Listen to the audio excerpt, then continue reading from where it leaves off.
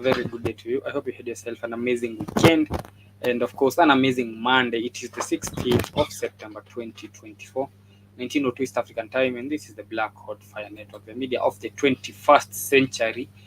And, of course, I'm here to tell you about each and everything that's making headlines in Africa, especially over the weekend. Today, what was happening where, just to keep you on the know on what was making headlines in this beautiful continent of ours. So we're gonna be looking at news from all over. I have news from Senegal, where looks like Senegalese President B.H.F.N has started getting draft also. The Senegalese president dissolved the National Assembly as political tensions in Senegal seems to be on the rise.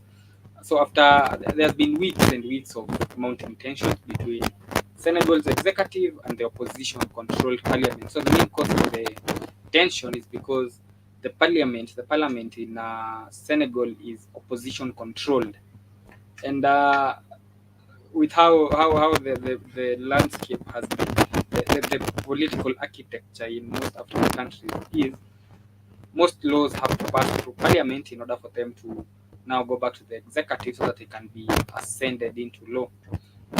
So when the opposition is the one that is controlling the parliament, you're going to have it rough.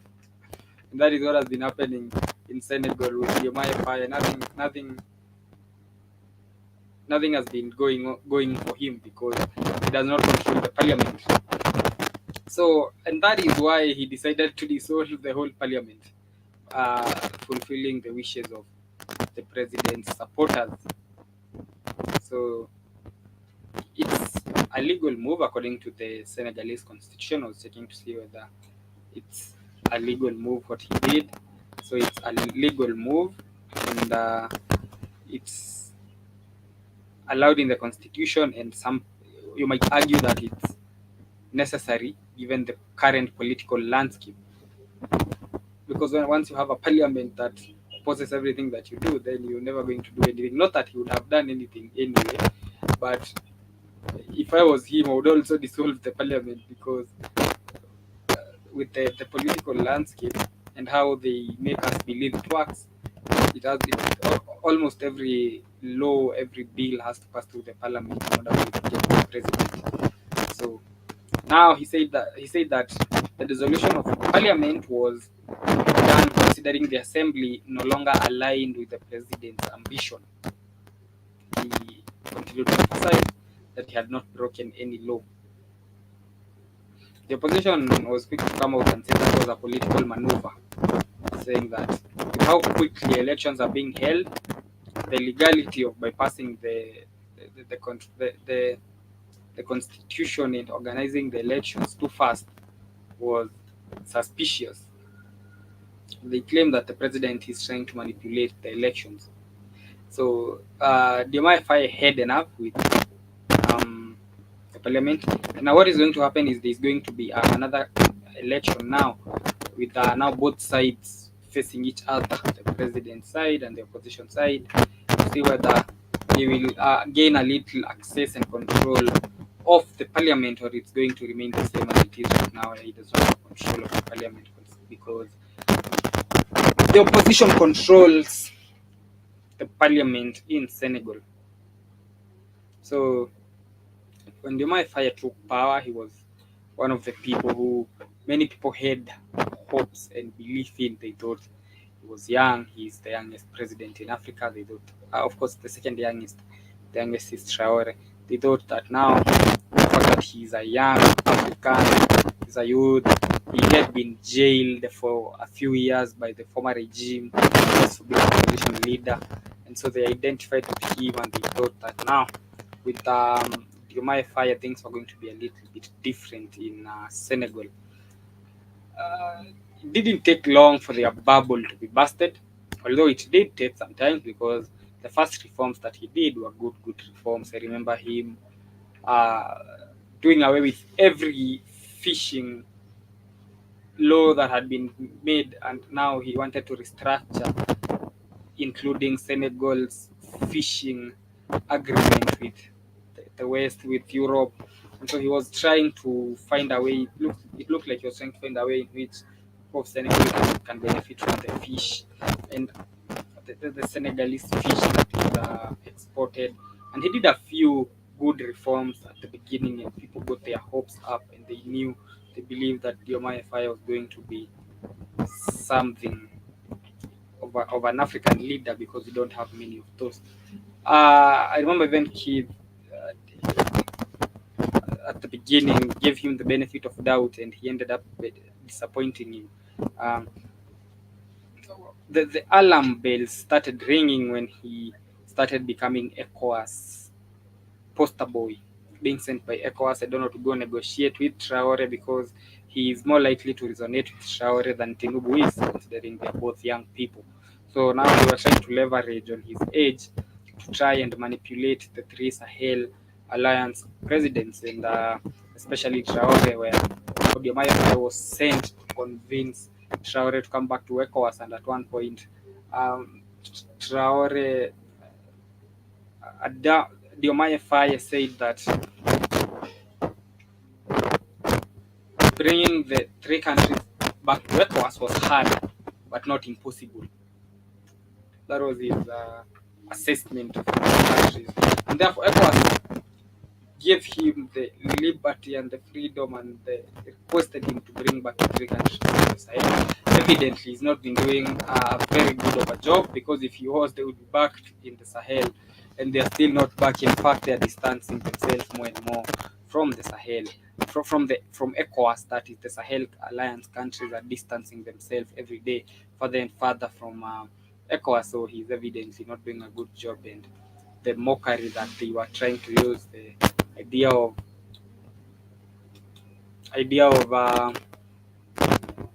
believing that because he's a young man, he's going to resonate with other young men. But the problem is the other young men in the Sahel are not politicians but leaders. Senegal has also been having other issues. I remember there was a human trafficking case where there was a shipwreck off the coast a few days ago that killed over 125 people. I was talking about that on my last week's show, where there was this shipwreck in Senegal, somewhere in the coast of Mbour, which claimed the lives of 125 people. And such operations are still continuing up to date. The president did an address talking about how they are mourning, and it's deeply unbearable. Reading from his speech, the nation is mourning, and the situation is deeply unbearable on behalf of the Senegalese people. You know, all that bullshit that they give, despite the fact that they know that in most cases they are the causes of these deaths, because if Senegal was a better country than it is. But I'm not going to lay all the blame on Diomaye, of which he bears responsibility also for the poor situation in Senegal. But it's been years and years of accumulation of bad leadership, accumulating of corruption, accumulating of incompetence, accumulating of lack of accountability, accumulating, and that is why we're having 125 people trying to run away from Senegal to anywhere that is not Senegal. And for the fact that even they are calling this a human trafficking case, because those people pay a certain amount of money and then they are trafficked to Europe. I would also call it trafficking. And I remember Diomaye Faye criticizing the human trafficking network, talking about how the new government is going to focus on curbing it, ending that. And of course, the citizens were saying that there's been a growing frustration, because the new government's focus is not even on the people. So it has failed. They're claiming, citizens are already claiming, that Diomaye Faye's government has failed to prioritize addressing key issues such as unemployment, which is a big problem among Senegalese youth. So for the fact that he has not addressed anything to do with unemployment so many years into office, then so many months into office, has been there for a few months, quite a few months now. So of course that means that he's just one of them. He's just another African politician, to say the least.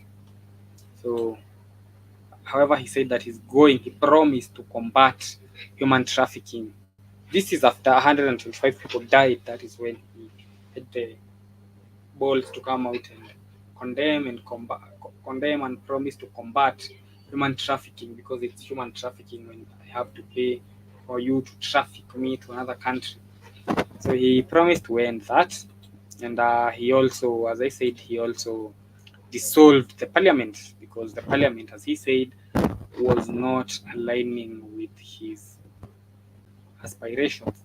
So they were headed. He realized that they were headed on different directions, him and the parliament, and he decided to dissolve it.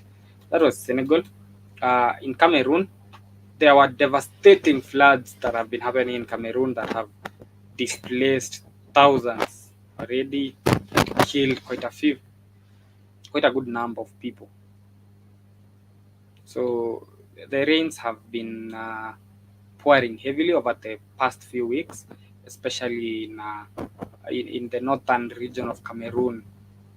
So they're saying that right now the damages are so extensive, with at least 10 people dead, others submerged, 185 primary school kids, and those are the ones that have been submerged. 185 primary school kids and 13 high schools have been flooded, and the, about 1,000 livestock has died from the floods that we're seeing the floods that are happening in Cameroon. So I was trying to look at what is causing the floods in Cameroon, the heavy floods. How come the Cameroonian government never knew that there was going to be heavy floods coming up in a bit? And of course, they need to prepare to have their emergency preparedness a little bit notch higher, because they know that there is going to be devastating floods coming up. However, they say that the government is saying that the rain took them by surprise in the middle of the night. And at the moment, over 200,000 people have been affected, with over 8,000 homes destroyed. Those displaced by the disasters are now relocating to temporary camps. So it had to take all these people dying and getting submerged and missing, and the government to realize that the floods were indeed serious, which is something that they could have prevented from the beginning and not allowed to happen, because it's not a good thing when we see people die every now and then from even the slightest of the inconvenience. I'm sure these rains were not that heavy, and any other country in the world that is not in Africa might have developed a strategy on how to deal with the floods. May it be improving on the drainage systems to make sure that the water is drained into the right channels. May it be evacuating people from high risk areas, so that even if the rains come heavily, they're not going to lose. You're not going to see the loss of lives as we're seeing right now in Cameroon. So it's all about preparedness. It's all about having leaders and not politicians. In Comoros, the president of Comoros was slightly injured, being in brackets, by a knife attack which happened while he was attending the funeral of a religious leader on Friday. So an attacker attacked the Tunisian president, not Tunisian, Comoros. He's the president of Comoros, sorry. An attacker stabbed the president of Comoros severely, and he was badly injured. The attacker was arrested by security forces and is now in their custody, as they are trying to identify what was his agenda in trying to kill the president of Comoros. And I do understand him. I don't know why.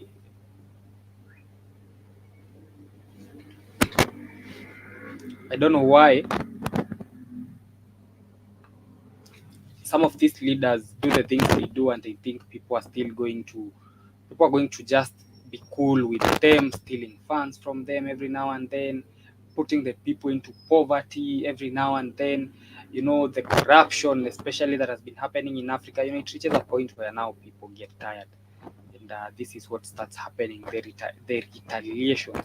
And if an African country has a good leader, then the leader does not even have to worry about does not have to worry about the security. Have you seen how they treat Traore in Burkina Faso? He does not even need to have all that security, and if he has it, he's not protecting himself from his own people. So it's one, I don't know why it's one thing to have the people who elected you are the same people you are protecting yourself against.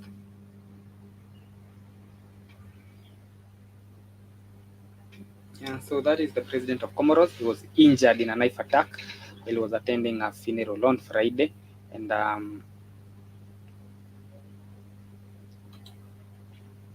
going to Congo, a court in Congo has handed down death sentences to 37 people who are being held on coup charges. I think this includes the Americans, though it's a military court in Congo that handed down death sentences on Friday to 37 people, including the 3 Americans who attempted the coup in Congo several months ago. If you can remember, there were Americans who attempted to have a coup in DRC, and they were arrested. So those are the ones that have been handed death sentences. So of the 37 people, most of them are Congolese, but there's also a Breton, a Belgian, and a Canadian. We have 5 days to appeal the verdict on charges that include attempted coup, terrorism, and criminal association. 14 people are acquitted on the trial, which opened in June. However, the 37 will now be hanged if they do not successfully appeal in the next 5 days. I remember the US claimed that it had not been allowed to see its people, the Americans who also participated in this coup, the 3 Americans. The US embassy was claiming that it was being denied access to its citizens. Now the 3 citizens might be hanged if what the court said is anything to go by. 6 people were killed during the failed coup attempt that was led by some very little known opposition figure in Congo. His name is, what was his name? Christian Malanga. In May, it targeted the presidential palace and a close ally. So that the coup attempt, especially targeted the presidential palace. However, it was poorly organized, poorly executed, and that is why it failed. And the person who organized it was a very little known opposition figure, Christian Malanga, who's a very close ally of President Felix Tshisekedi. But Malanga was shot while resisting arrest, and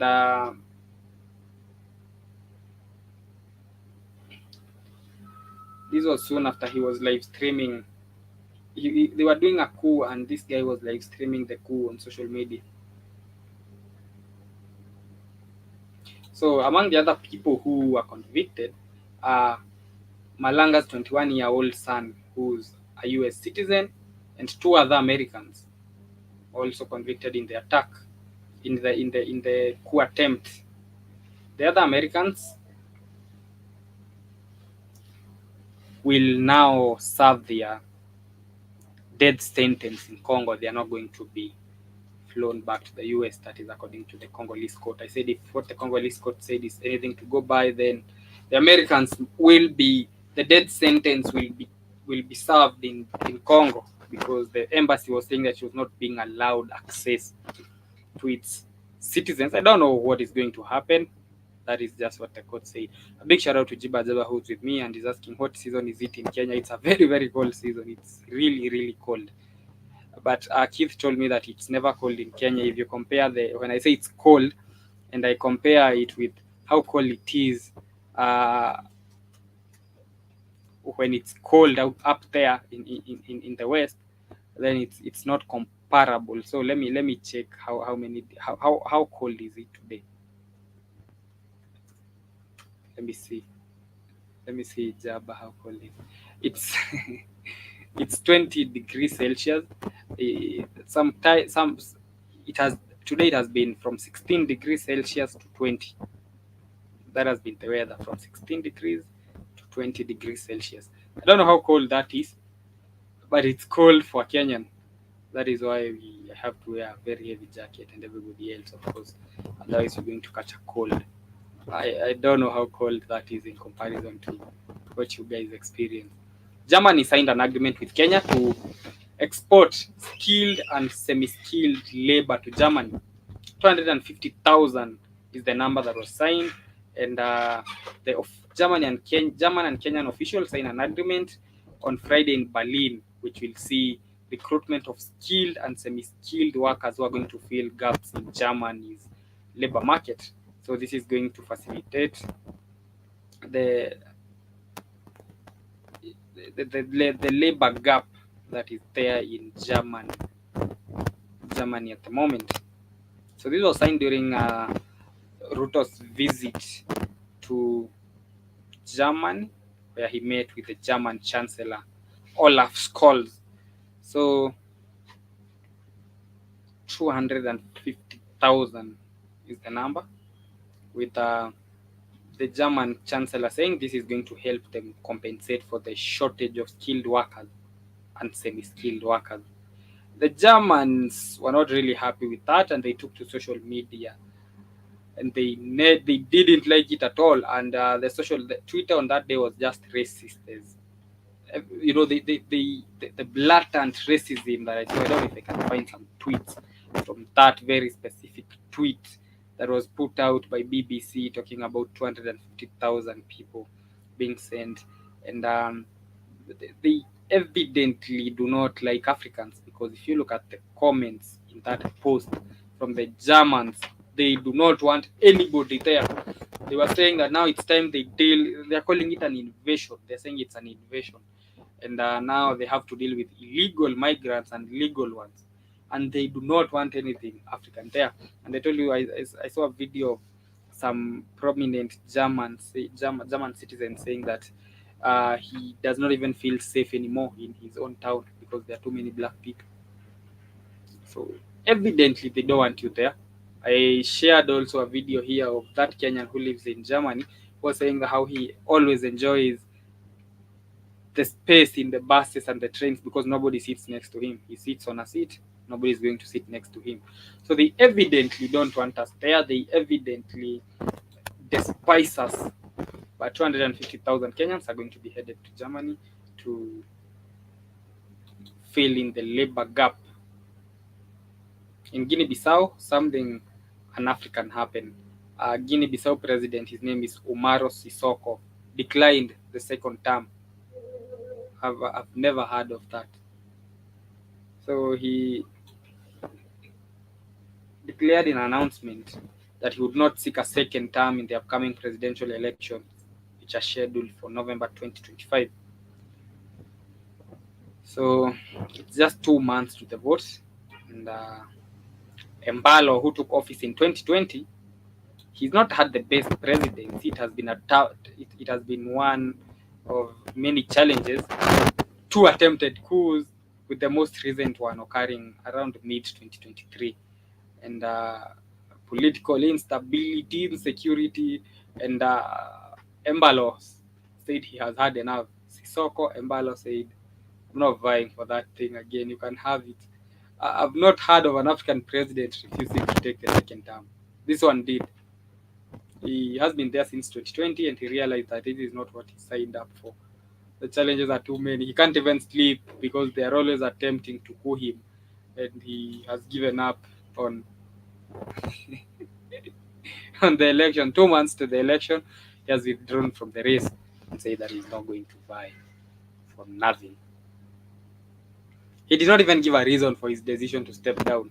He said that it was at the request of his wife. Embalo has dissolved the parliament twice during his death. This man has had it rough. He's dissolved the parliament twice. during his time there. He has faced attempted coups twice in 4 years.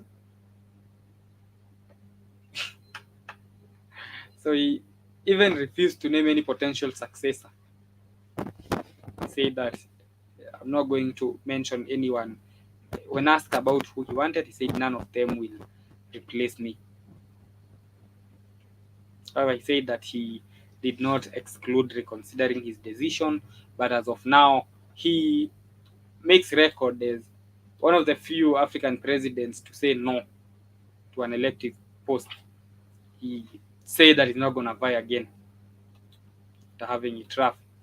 The WHO, in other news, has granted the first monkeypox vaccine approval to ramp up response to the disease in Africa. So apparently they had not been approved by the WHO, the World Health Organization. However, on Friday, it granted its first authorization for use of a vaccine against monkeypox in adults. The saying is a very important step toward fighting the disease in Africa. So it was made, that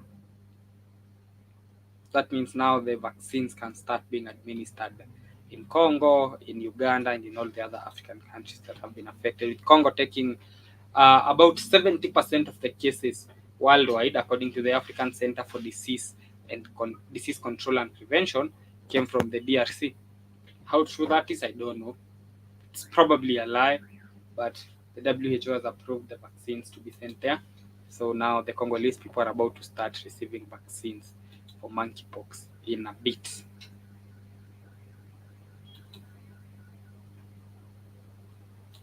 And lastly, the government of Kenya has kickstarted the national debt audit. We've been talking about the national debt audit and why the national debt needs to be audited. We need to have public debt being made public. We can't call it a public debt and it's private. We don't know how much we owe. Then that's not a public debt, that's a private debt. So Kenya's Auditor General has started to examine the country's debt to ascertain the amounts owed to various creditors, including the IMF, the World Bank. So this is according to Finance Minister John Bandi, who was speaking to Richards. So Kenya's debt, as of the information we have, is supposed to be standing at 10.5 trillion Kenya shillings, or an equivalent of 81.71 billion USD. But an audit of the borrowing is going to be done, and they want to ascertain the real debt position. Will that be done? I doubt, but that is what the government has said. I'm just here to report on the propaganda that they are giving. But Band is claiming that the finance minister is claiming that the audit has already started, and said he was not going to provide further details regarding the audit, and we should wait for investigations to be done so that we can know the debt position that the country has. We say that he's going to ensure there is debt accountability moving forward. So shout out to him, his debt accountability stories. Anyway, that was what was happening throughout the whole of Africa today. This has been the Black Hot Fire Network, the media of the 21st century, and this was Black Hot Fire Monday updates. I hope you enjoyed the rest of your day. Jiba Jaba and the rest of the family. It's always a pleasure, ladies and gentlemen. Much love.